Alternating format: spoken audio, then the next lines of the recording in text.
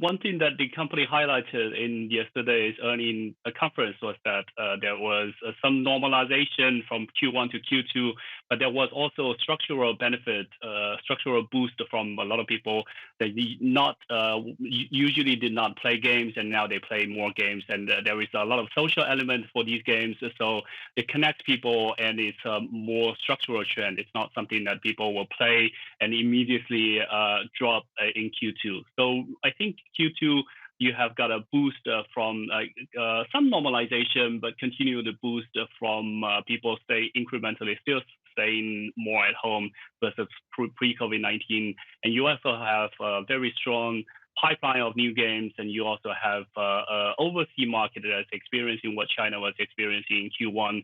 So if we put all these together, I think Q2 we can have a lot to expect as well.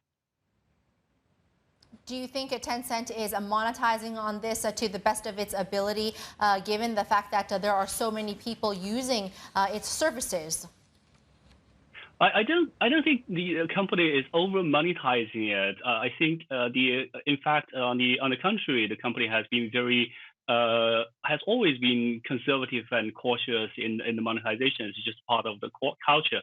You can see that from the WeChat ad load, it has been very gradually adding more ads, but still the current ad load is very small, very low. For games, the company was actually talking about the monetization potentially may slow down a bit for the new games because it's not the culture of the company to over monetize at the beginning. And for fintech and payment, obviously the company was saying exactly the same thing. They were more prudent, earning more on the prudent side, seek quality growth over growth at all costs. Online advertising was a big boost. It was up 32%, $2.5 billion. In a recessionary economy, do you think that ad spend is going to be at risk?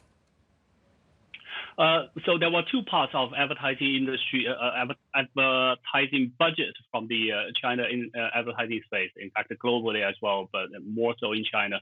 That is, we see one part of the budget that's coming from the traditional brands and the traditional offline economy, and another bucket of the budget that's coming from pure online economy or new economy, digital economy, whatever you call it.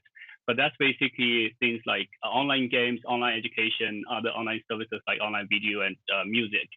And during COVID-19, obviously you see the first bucket of the traditional advertisers reducing the advertising budget, but the second bucket of advertisers increased the budget a lot.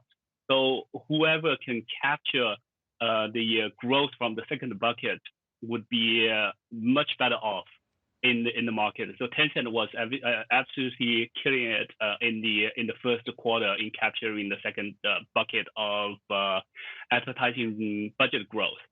Coming to the second quarter, there might be a bit of rebalancing, which is why the company was a bit incrementally more cautious. But I think Tencent will still be better off than the peers.